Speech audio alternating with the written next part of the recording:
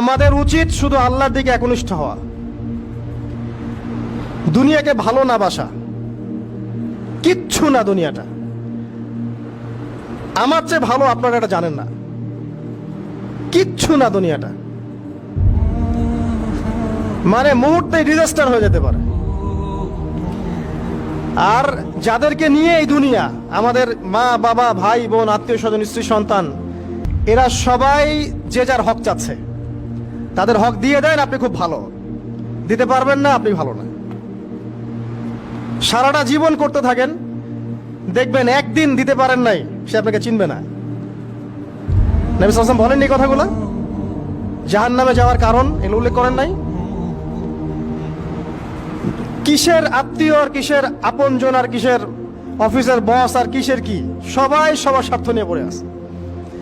একজন সত্তা আপনার কাছে স্বার্থ চায় না, সে কে? আল্লাহ পাক। এটা যদি বুঝতে পারেন তাহলে দেখবেন মনটা আল্লাহর দিকে নরম হয়ে যাবে। আর মুসলিমদের এখন এই মানসিক আত্মশুদ্ধিটা বেশি দরকার। আমরা কেন যেন অস্থির জাতি হয়ে গেছি এখন, একটা মানসিকভাবে শান্তি নেই আমাদের মধ্যে। খেয়াল করে দেখবেন সারা দিন দুশ্চিন্তা, দুর্ভাবনা, পেরেশানি। নামাজে আসি তাও মনে হয় যত তাড়াতাড়ি নামাজ শেষ করতে পারলে বাঁচি।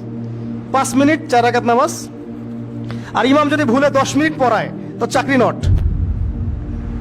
খতিব খুতবা দিবে 30 মিনিট ঘড়ি ধরে বলে দিবে, ভুলে যদি 10 মিনিট বেশি দিয়ে ফেলছে, আজকে আসছেন ভালো কথা, হাদিয়া নিয়ে যান, পরের দিন আর আসেন না। অস্থির। অস্থিরতার কারণ দুনিয়ামুখিতা, আল্লাহ থেকে দূরে থাকা। অস্থিরতার কারণ কোরআন থেকে দূরে থাকা। অস্থিরতার কারণ নিয়মিত সুন্নাহর উপর আমল না করা, ডেইলি জিকির আজগারগুলো না করা, ডেইলি কোরআন তেলাওয়াত না করা, হাদিস অনুবাদ সহ না পড়া, দিনের জ্ঞান চর্চা না করা, দিনী হালাকাগুলোর মধ্যে না বসা। অস্থিরতার অনেক কারণ, টাকা পয়সার পিছনে ছোটা, বাড়ি গাড়ি স্ট্যাটাসের পিছনে ছোটা, এবং এই লোভ, এই লালসা আপনাকে স্থির থাকতে দিবে না। অস্থিরতার কারণ এই যে আমরা বলি মেটেরিয়ালিজম, আমরা বলি বস্তুবাদিতা, এগুলো অস্থিরতার কারণ। এগুলো কখনো আপনাকে স্বস্তি দিবে না। আপনি যত দৌড়াবেন দুনিয়ার পেছনে, দুনিয়া আপনার থেকে তত পালাতে থাকবে। আর আল্লাহ পাক বলেছেন, হে আদম সন্তান, আমার ইবাদতের জন্য সময় বের করো, আমি তোমাকে 2টা জিনিস দিব। 1 নাম্বার, তোমার হাতকে আমি সচ্ছলতা দিয়ে ভরে দিব, আর 2 নাম্বার, তোমার সমস্ত অভাব আমি দূর করে দিব।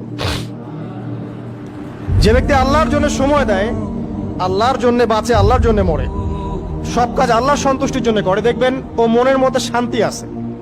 হয়তোবা তার 5 তলা 10 তলা বাড়ি নাই, BMW নাই, সুজুকি জিক্সার নাই, তারপরে দেখবেন সে অনেক শান্তিতে আছে, কারণ তার মনের মধ্যে একটা প্রশান্তি কাজ করে।